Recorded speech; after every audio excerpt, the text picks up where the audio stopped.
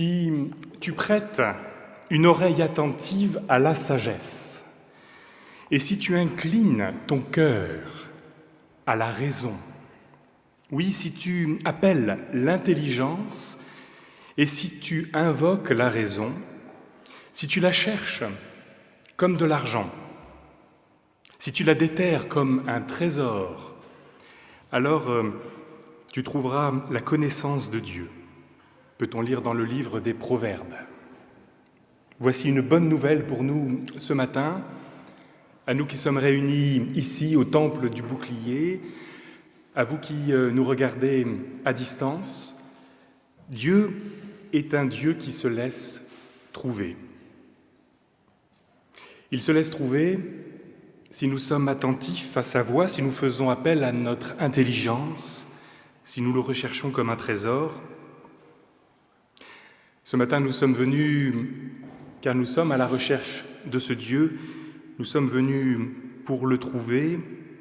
Le culte est ce moment de rencontre, rencontre les uns avec les autres, rencontre avec Dieu. Bienvenue donc à chacune et à chacun pour ce jeu de cache-cache dont chacun espère qu'il se finira par le fait que nous trouvons celui que nous cherchons. Bienvenue en particulier à Inès et à sa famille, Inès Paul qui sera baptisée tout à l'heure. Bienvenue Inès. Bienvenue aussi à notre invité, le pasteur Martine, qui nous vient du Togo et avec qui nous allons prier tout à l'heure. Sens-toi ici, chez toi, dans le temple de Dieu. Et je vous invite à vous lever pour ouvrir ce culte avec le premier cantique. C'est toi, Seigneur, qui nous unis.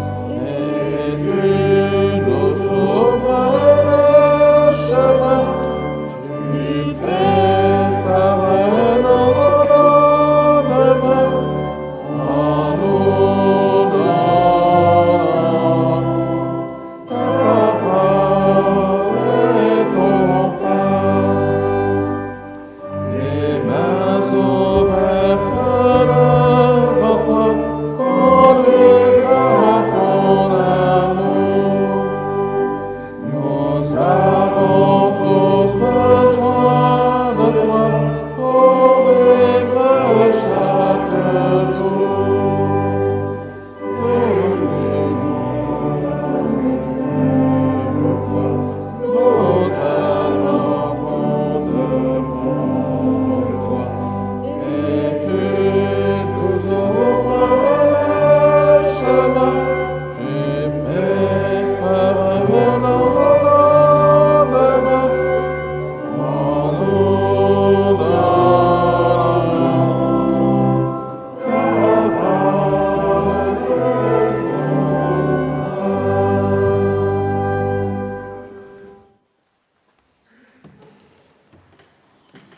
Ensemble, disons merci à Dieu avec le psaume 113 antiphoné. Alléluia, vous qui êtes les serviteurs du Seigneur. Acclamez le Seigneur, acclamez son nom. Que le nom du Seigneur soit béni. Du lieu où le soleil se lève jusqu'au lieu où il se couche, le Seigneur est au-dessus de tous les peuples. Qui donc ressemble au Seigneur notre Dieu, lui qui réside tout là-haut?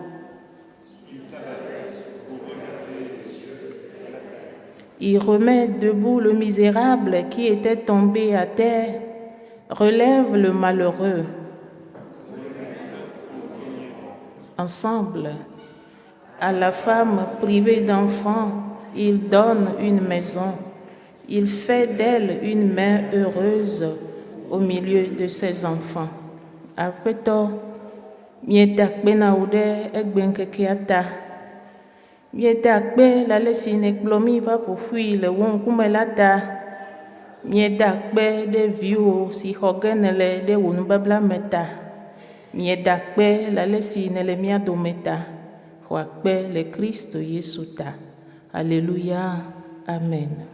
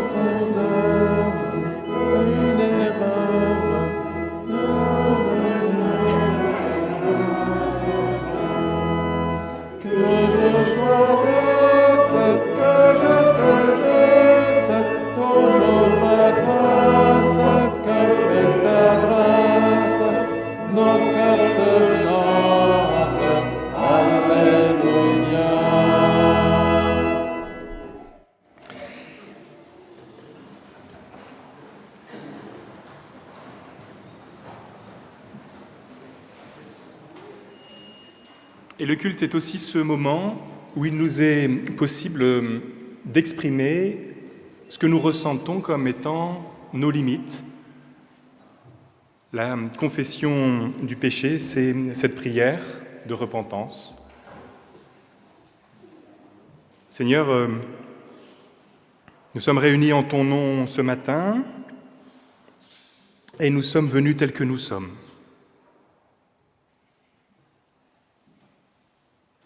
Nous cherchons des traces, des signes de ta présence. Jésus, qui marchait sur les routes de Galilée, proclamait l'Évangile. Il disait « Le temps est accompli, le règne de Dieu s'est approché. Convertissez-vous, croyez à la bonne nouvelle. » Mais notre temps est parfois pesant, parfois triste, et nous nous laissons gagner par la routine du quotidien. Mais cette phrase retentit, elle surgit, le temps est accompli, le règne de Dieu s'est approché. Seigneur, aujourd'hui c'est ton temps, viens l'habiter, pardonne la futilité, l'agitation, la banalité, viens donner du sens à notre vie. Apprends-nous à nous convertir, non pas une fois pour toutes, mais chaque jour. Apprends-nous à reconnaître l'autre comme le prochain. Apprends-nous à discerner tes bénédictions, aujourd'hui et chaque jour. Amen.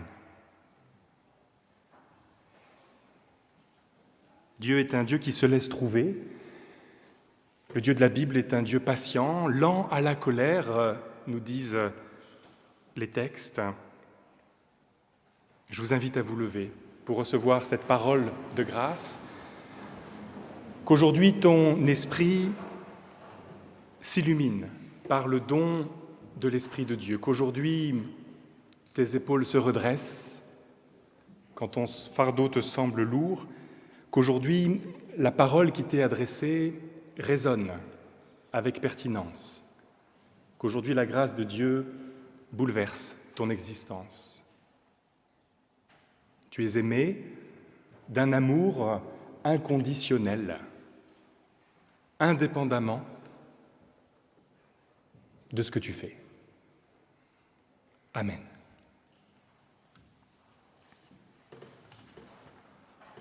Roi des anges, nos louanges montent-elles jusque à toi.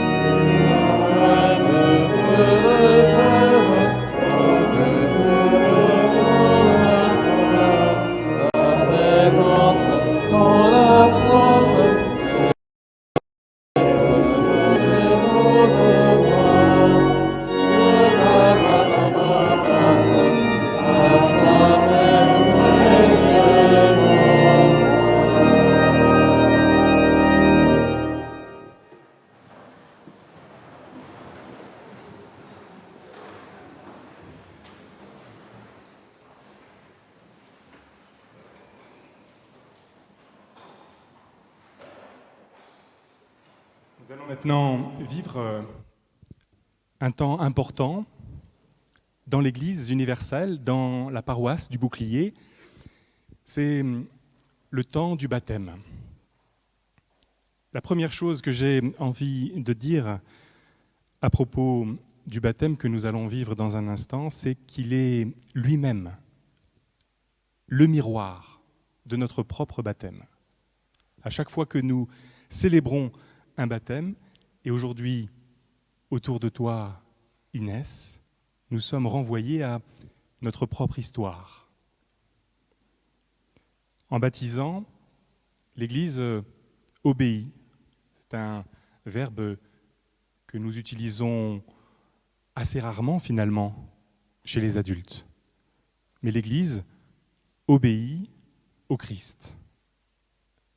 Il n'y a pas que les enfants qui obéissent à leurs parents.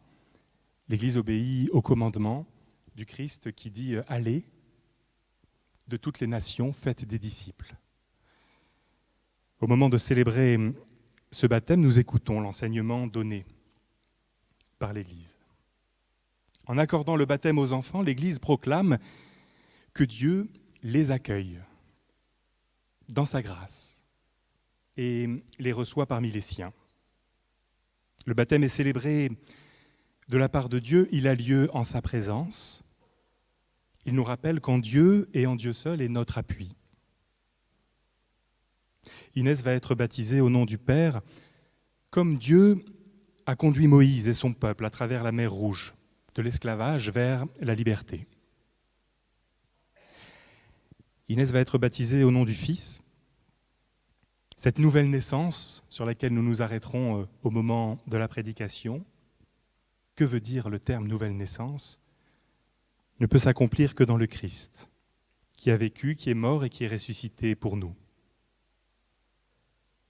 Inès va être baptisée au nom du Saint-Esprit, cet esprit dont nous célébrions la venue dimanche dernier, au moment de la Pentecôte, dont nous vivons encore aujourd'hui la réalité, concrètement avec la prière tout à l'heure dans une langue que vous n'avez peut-être pas reconnue, mais je suis certain que vous avez compris l'essentiel, parce que l'Esprit souffle ce matin.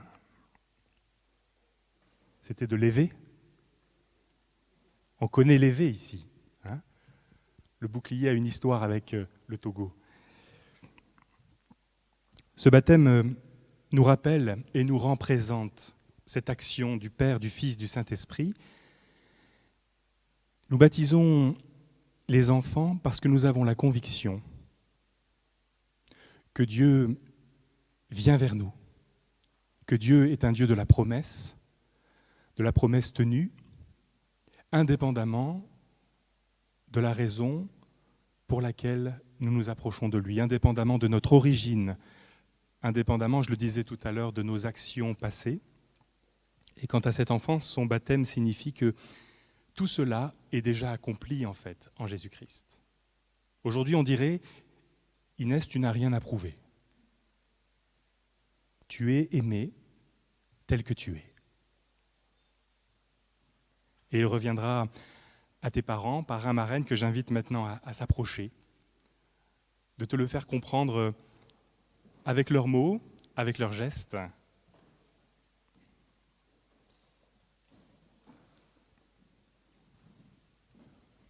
Voilà.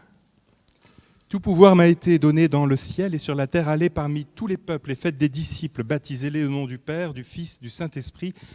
Enseignez-leur à garder tous les commandements que je vous ai donnés. Je suis avec vous tous les jours jusqu'à la fin du monde.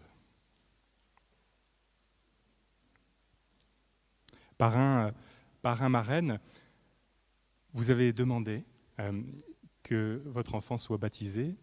Souhaitez-vous aujourd'hui, publiquement, vous engager à lui parler de ce jour, à l'éduquer en lui faisant comprendre que Dieu l'aime gratuitement? Si c'est le cas, dites simplement oui avec l'aide de Dieu.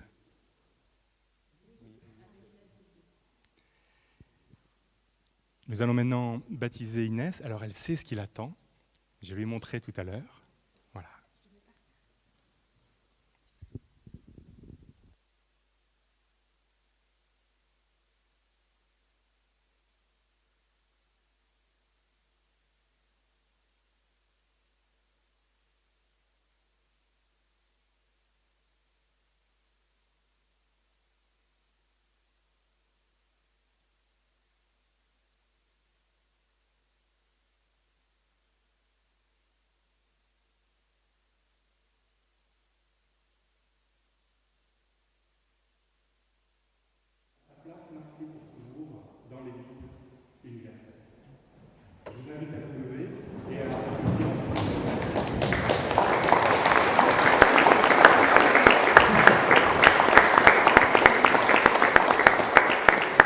Si un jour elle souhaitait quitter l'Église, rien ni personne ne pourra l'en empêcher. La liberté chrétienne est ainsi faite, que Dieu ne retient personne. Il attend, il cherche, il vient à la rencontre, mais il ne retient pas.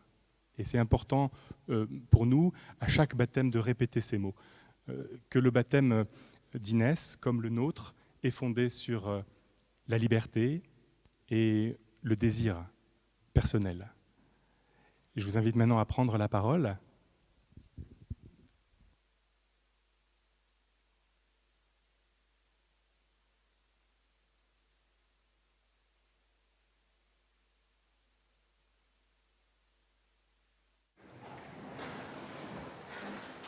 Alors, en référence au mot de la semaine qui était de l'intime à l'ultime, me voilà amenée à exprimer mes sentiments intimes devant vous aujourd'hui. Mon mari et moi sommes de confession catholique. Nous nous sommes mariés civilement. Le mariage religieux catholique ne correspondait pas à nos valeurs. À la naissance de notre premier enfant, Sacha, nous l'avons fait baptiser rapidement, sans trop réfléchir. Après la naissance d'Inès, une réflexion s'est imposée. Nous cherchions une spiritualité en adéquation avec nos valeurs. Et nous voilà devant vous aujourd'hui avec la certitude d'être au bon endroit pour donner l'éducation religieuse escomptée à nos enfants et enrichir notre propre foi. Et symboliquement, je vais remettre cette petite veilleuse à Inès. Ça va symboliser la lumière pour qu'on t'accompagne tout au long de toute ta vie. Merci. Amen. Merci.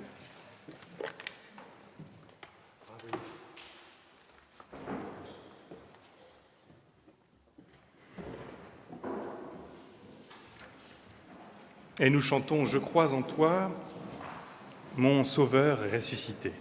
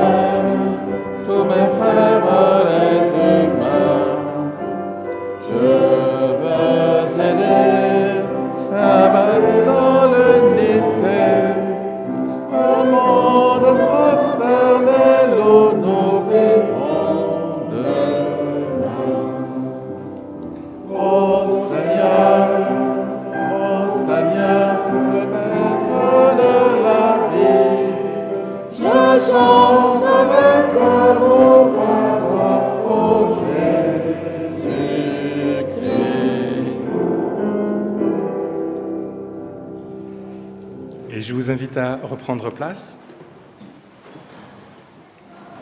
Nous allons nous mettre à l'écoute maintenant de la parole de Dieu.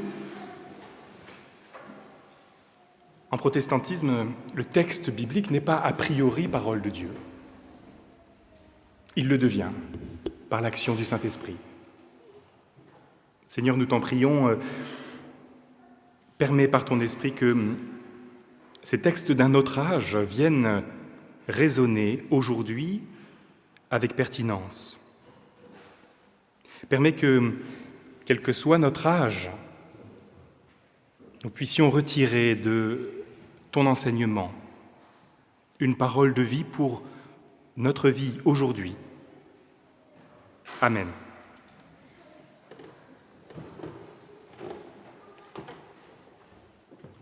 Dans le livre d'Ésaïe, au chapitre 6, versets 1 à 8. C'était l'année où mourut le roi Osias. Dans une vision, j'aperçus le Seigneur, assis sur un trône très élevé. Le bas de son manteau remplissait le temple. Des anges flamboyants se tenaient au-dessus de lui. Ils avaient chacun 6 ailes. 2 leur servaient à se cacher le visage, 2 à se voiler le corps et 2 à voler.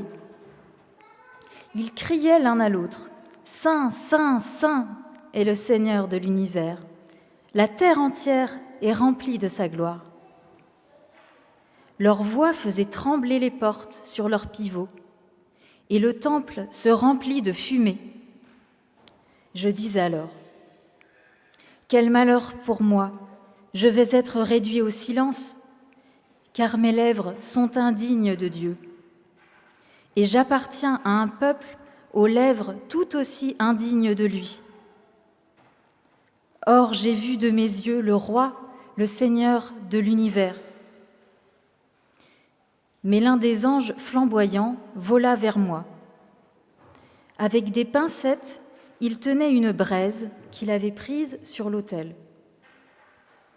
Il en toucha ma bouche et me dit, « Ceci a touché tes lèvres. Ton indignité est supprimée. Ton péché est effacé. » J'entendis alors le Seigneur demander, « Qui vais-je envoyer ? Qui sera notre porte-parole ? » Me voici, répondis-je, envoie-moi.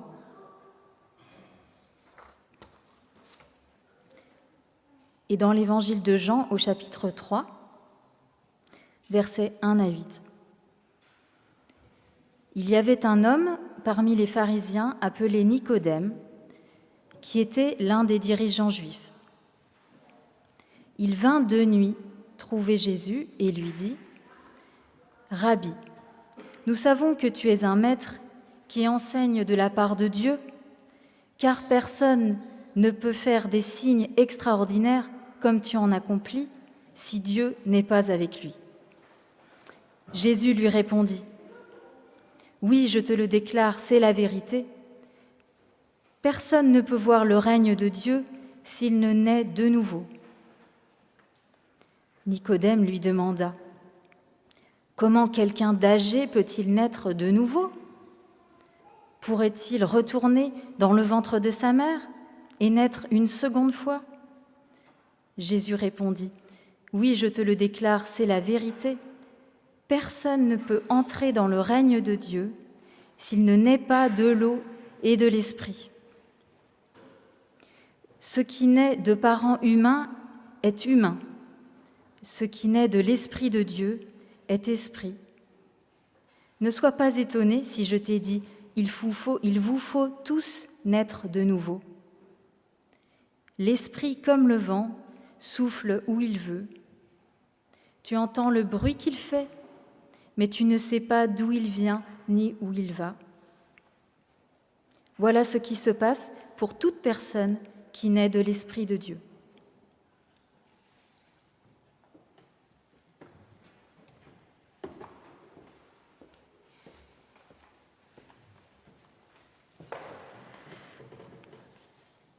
Et avant de nous arrêter sur ce texte, nous chantons le cantique « Veux-tu naître de nouveau ? Veux-tu tout recommencer ?» Comme il n'est pas très connu, Jean-Michel va le jouer une fois pour que nous l'ayons dans l'oreille.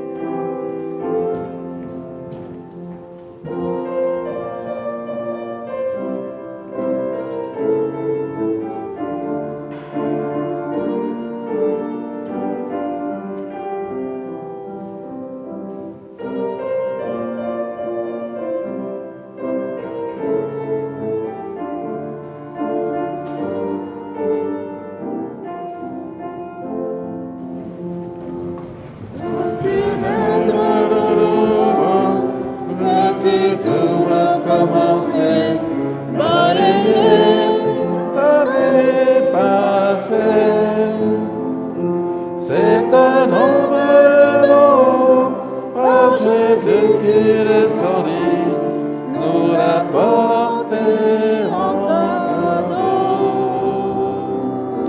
C'est un enveloppe par Jésus qui descendit, nous l'a porté en cadeau.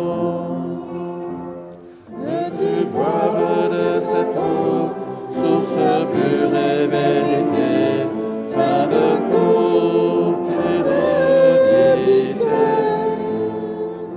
C'est un don venant, c'est la vie et c'est l'esprit que Christ fait jaillir en flot. C'est un don venant, c'est la vie et c'est l'esprit que Christ fait jaillir en flot. Poser ton fardeau et pouvoir te redresser, marcher libre et respirer. Le pardon venant que nous donne Jésus-Christ ouvre des chemins nouveaux. Le pardon venant que nous donne Jésus-Christ ouvre des chemins nouveaux.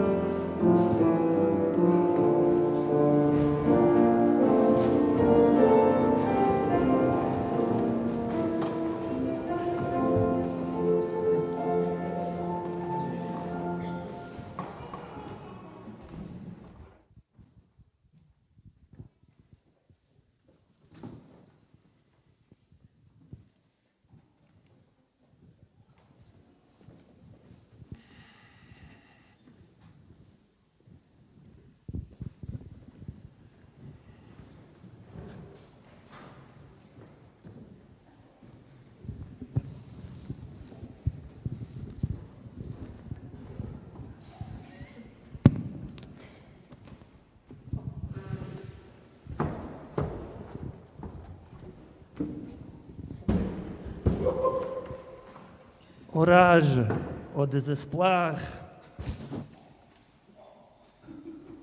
aux vieillesses ennemies, n'ai-je donc tant vécu que pour cette infamie. Il faut allumer lumière pour trouver Jésus. Ma vie n'est qu'hésitation. Je sens le poids de la responsabilité. Il faut que je cherche Jésus. Où est-il? C'est Jésus.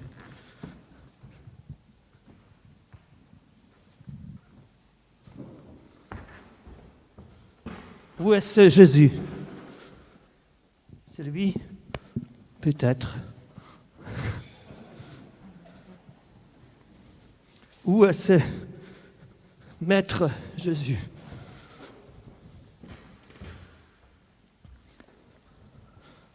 Vous savez où est Jésus? Il fait nuit. Tu m'as fait peur. Réveille-nous. Réveille-nous. Yehoshua, shalom. Shalom. Paix soit avec toi. La paix soit avec toi. Permets-moi. J'ai une réponse. Pose-moi une question.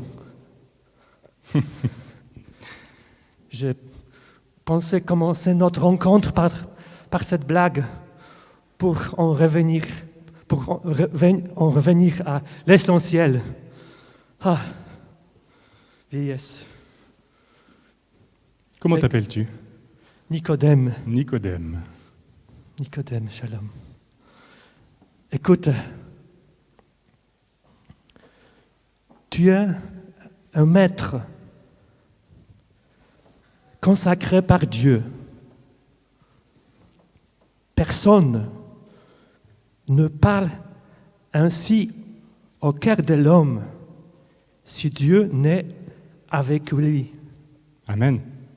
Amen.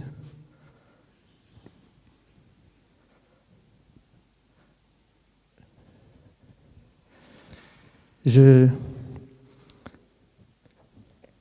sens la poix. Je le vois, et je te dis, nul ne peut voir le règne de Dieu s'il ne naît pas à nouveau.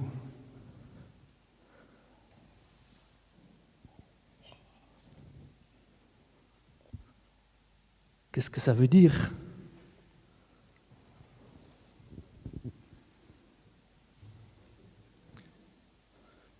Ma vie n'est qu'hésitation. Trop de sécurité nous étouffe. Trop d'insécurité nous angoisse et nous fait peur.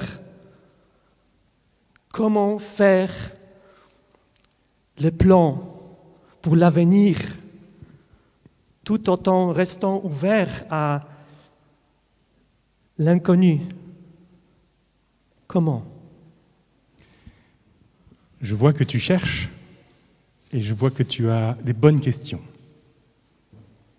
Tu as commencé en disant « J'ai une réponse, pose-moi une question ». C'était très drôle. Est-ce que tu veux avancer avec moi et t'interroger à la suite d'Inès? Es-tu prêt à naître de nouveau?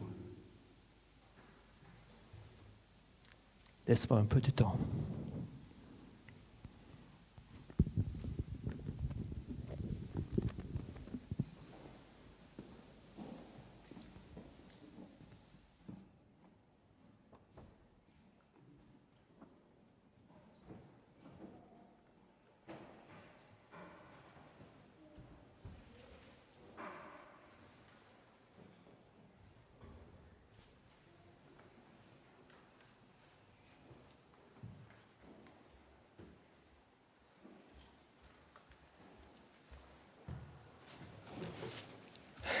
Chers sœurs et frères, lorsque vous couchez un enfant, ou vous couchez comme vous êtes seul avec Dieu, il arrive parfois que vous puissiez faire le silence, comme lors d'une bonne conversation, et que vous puissiez ainsi envelopper dans la voile de la nuit, échanger quelques mots en toute tranquillité sur le désir et sur la peur. Alors, quelque chose d'important se passe. Vous dites peut-être encore, demain il y aura un nouveau jour. Et vous lui donnez un baiser de bonne nuit. L'évangile de Jean nous présente une telle conversation et bien plus encore. Dans cette sans doute la plus calme nuit de la Bible, mais seulement vue de l'extérieur. Nicodème est inquiet et bien éveillé.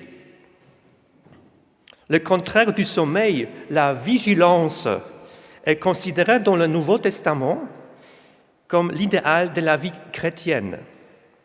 Pas facile du tout ce christianisme. Le texte ne nous dit rien du lieu où se déroule ce rencontre. Et si le lieu, c'était Jésus lui-même? Deux éléments soulignent la particularité de l'événement, le motif de la nuit et celui de l'eau. Dans la Bible, ils ont une tradition identitaire. Pensez à la nuit de délivrance particulière de la fête juive Pessah, ça veut dire Le passage, les Juifs fuient l'Égypte pendant la nuit, vont traverser des eaux et oser une vie nouvelle, comme Inès vient de traverser des eaux. Chaque fête juive commence la nuit. Jésus est aussi vient au monde la nuit et il est ressuscité la nuit. Souvenez-vous surtout de la nuit chez Jacob, parce qu'elle est cachée ici dans ce texte. Lorsque Jacob, au bord du désespoir, reçoit en rêve la vision d'anges qui descendent et qui montent. L'auteur de notre texte y fait également référence 2 chapitres plus tard. Jacob a fait l'expérience de cieux ouverts ici-bas, même lorsque des années plus tard, il se bat à nouveau la nuit contre le personnage mystérieux qui, à la fin, il s'apparaît comme Dieu. « Je suis avec toi », dit alors Dieu dans le rêve de Jacob. « Je suis avec toi ». Nicodème vient donc la nuit et souligne la relation de Jésus avec Dieu dans la première phrase. Dieu agit et est avec Jésus. C'est pourquoi des questions cardinales, le tarot sur Jésus, c'est-à-dire le lieu de la manifestation de Dieu, et sur le sens de sa vie face à cette intuition. Il veut repartir de zéro. Et Jésus lui suggère alors de naître de nouveau. Littéralement, d'être né d'en haut. Ce désir est en fait l'une de nos plus grandes aspirations, celle d'être d'un nouveau départ. Nous aspirons souvent à la chance de pouvoir repartir à zéro. La question que Nicodème se pose, je pense, est la suivante. Quelle part de ce qui me constitue, de ce qui a déterminé ma vie jusqu'à présent, dois-je jeter par-dessus bord? Si je veux croire, faire confiance à ce Jésus et à le suivre.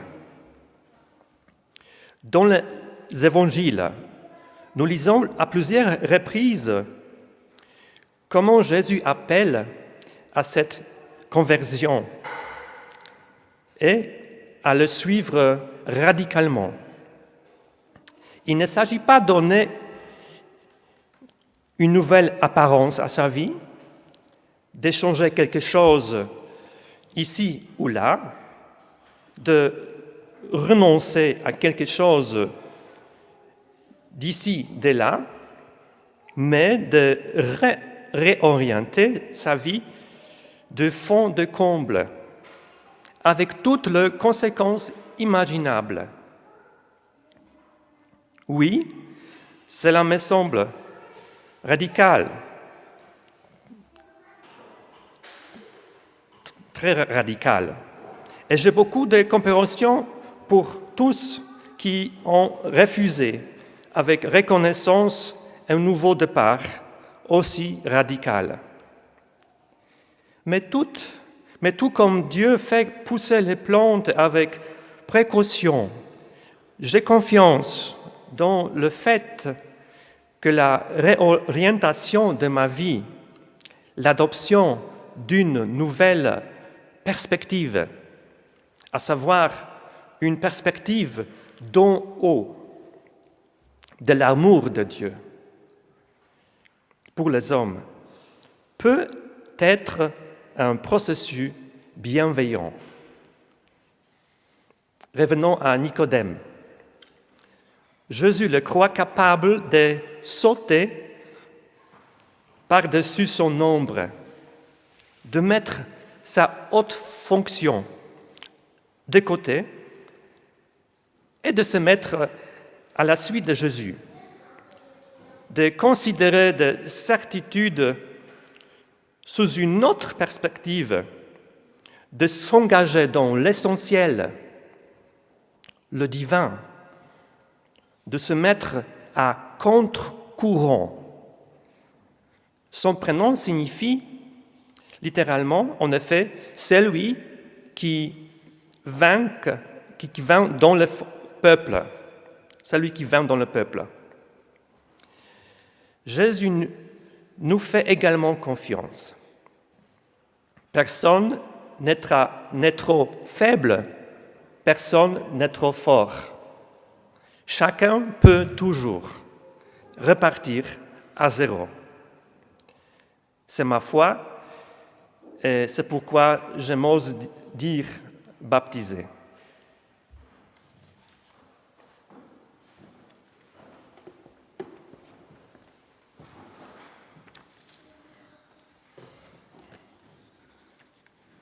De l'intime à l'ultime. C'était le thème, finalement, de ce baptême. Il n'y a qu'un pas que certains osent franchir alors que d'autres n'osent pas.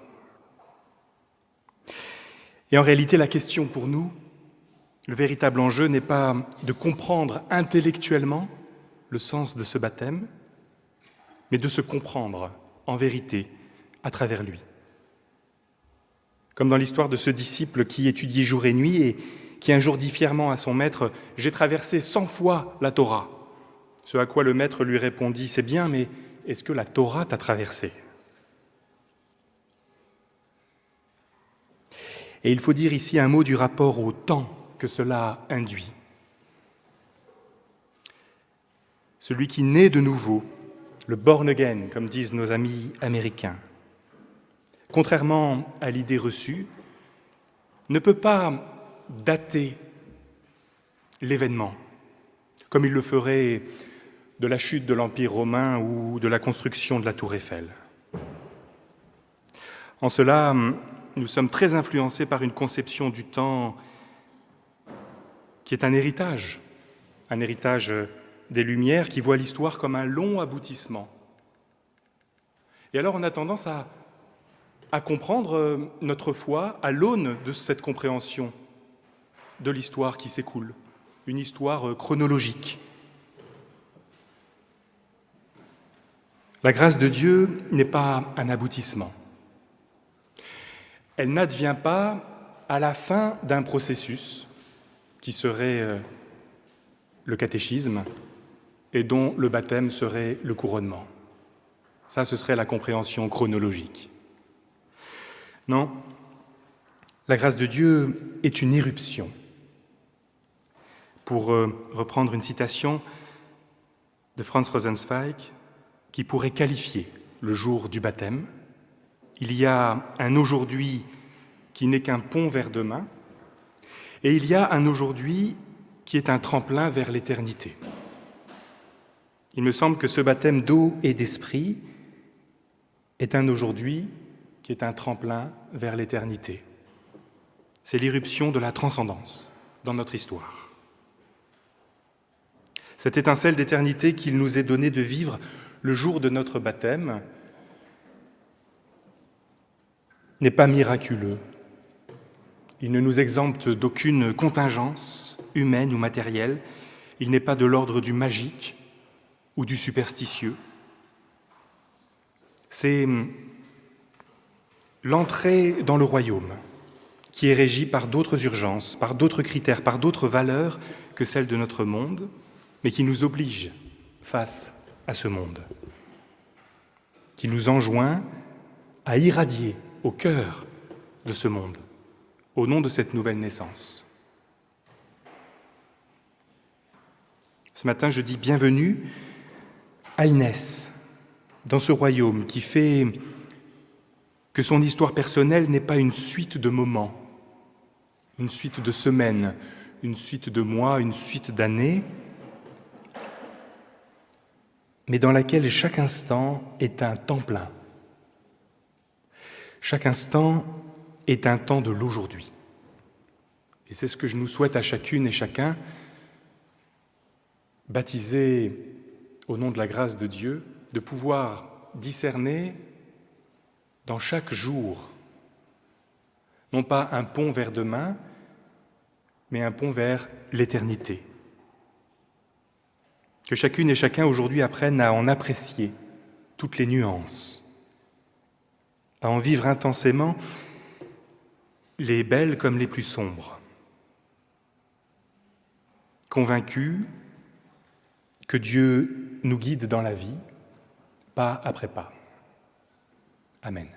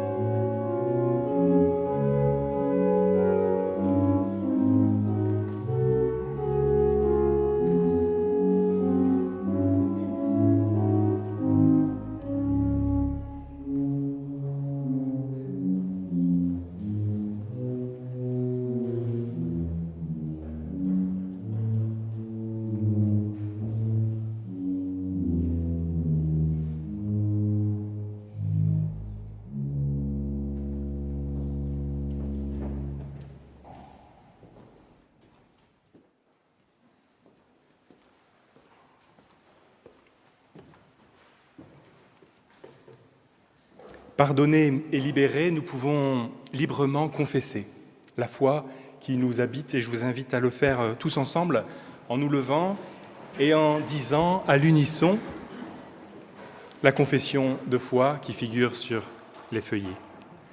Je crois en Dieu, le Père Tout-Puissant, Créateur des cieux et de la terre. L'Éternel règne, il est esprit, il est amour. Je crois en Jésus-Christ, son Fils unique, notre Seigneur. L'amour de Dieu envers nous s'est révélé en ceci. Alors que nous étions encore pécheurs, Christ est mort pour nous. Il est venu chercher et sauver ce qui était perdu. Il est le chemin, la vérité et la vie. le même hier, aujourd'hui, éternellement. À ceci, tous reconnaîtront que nous sommes ses disciples, si nous avons de l'amour les uns pour les autres.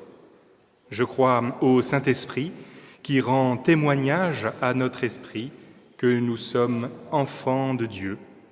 Nous avons été baptisés d'un seul esprit pour former un seul corps. La victoire par laquelle le monde est vaincu, c'est notre foi. Seigneur, augmente notre foi. Amen. Et je vous invite à reprendre place pour maintenant le temps de l'offrande et le temps pour moi de vous inviter à venir, si vous le pouvez, jeudi prochain, à la causerie du jeudi, autour du thème du chapitre Saint-Thomas, avec son directeur Marc Urban, et puis notez la cantate dimanche prochain, Jean-Sébastien Bach.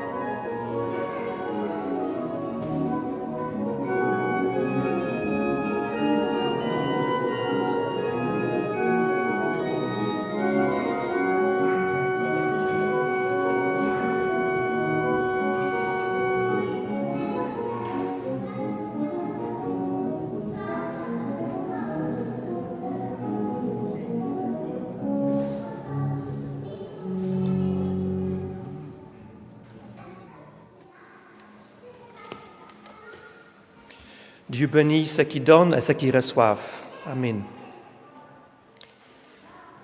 Je vous invite à la prière.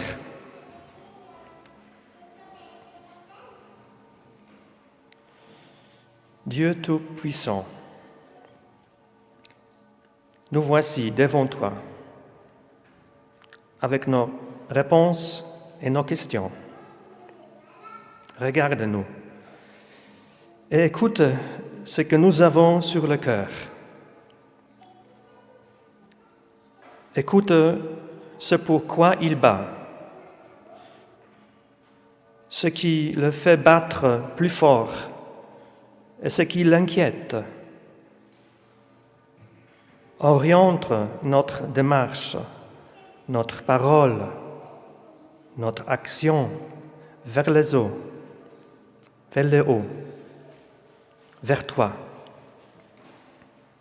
Renouvelle-nous. Dieu miséricordieux, parle de paix et transforme le cœur de belliciste de violents, de profiteurs et de menteurs. Parle de paix, de justice et encourage le bâtisseur de ponts, de secoureurs désintéressés et les politiciens démunis.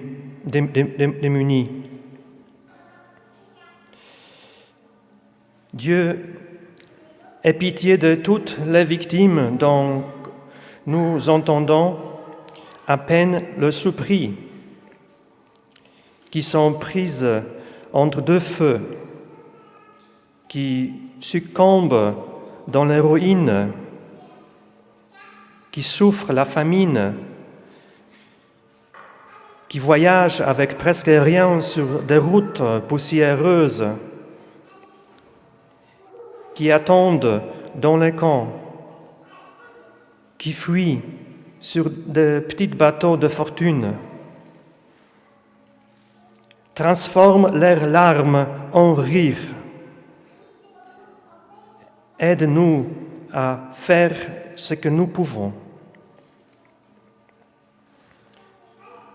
Nous te confions notre sœur Karine Schmidt, décédée la semaine dernière. Garde-la dans ta lumière et ta paix, comme tu le lui as promis dans sa vie.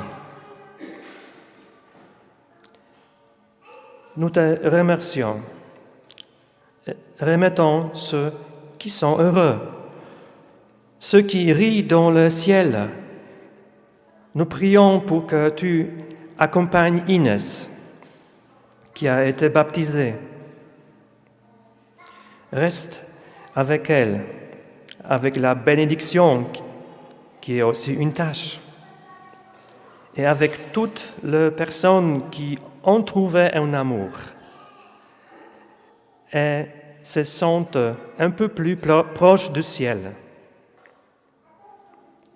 En silence, nous te confions le nom de personnes et les événements auxquels nous pensons tout particulièrement aujourd'hui.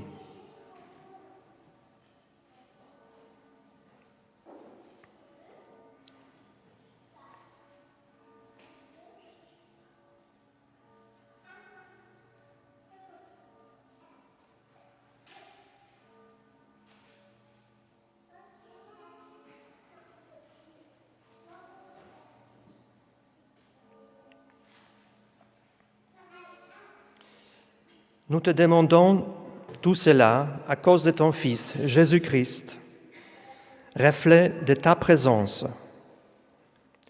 Ensemble, nous prions en chantant la prière de Jésus, notre Père.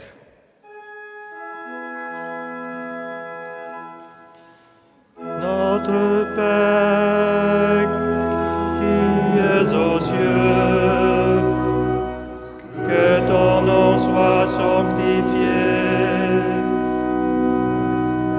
que ton règne vienne, que ta volonté soit faite sur la terre comme au ciel.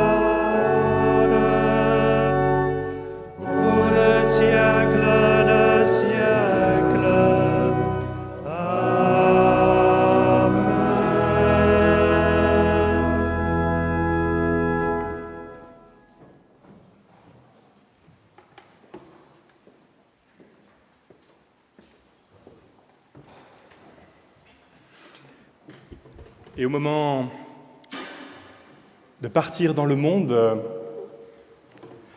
moment de nous engager à la suite du Christ en actes, en paroles, nous nous levons pour recevoir la bénédiction. Et avant cela, nous voudrions chanter encore une fois en hommage et en cadeau au pasteur Martin. Voilà. Pour être en communion avec nos sœurs et frères togolais. Alors, c'est un petit répond très facile. Certains, on l'a déjà chanté avant des repas ou des choses comme ça. Donc, voilà, il faut répéter. Mon Dieu est bon, mon Dieu est bon, mon Dieu est bon. Mon Dieu est bon. Mon Dieu est bon, mon Dieu est bon, il est bon pour moi. Allez, on le reprend maintenant, on le connaît. Mon Dieu est bon, Mon Dieu est bon. mon Dieu est bon, Mon Dieu est bon. mon Dieu est bon, mon Dieu est bon, il est bon pour moi. My Lord is good, My Lord is good. my Lord is good, My Lord is good. my Lord is good, my Lord is good for me. Emmanuel, Emmanuel,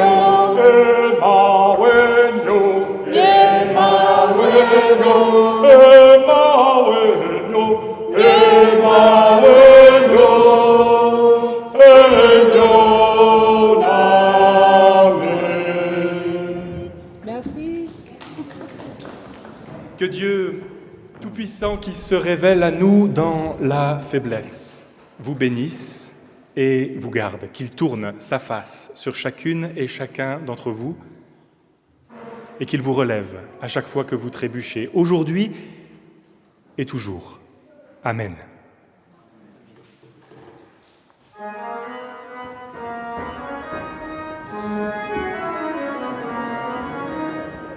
On fait quoi après? Je te laisse. Merci beaucoup.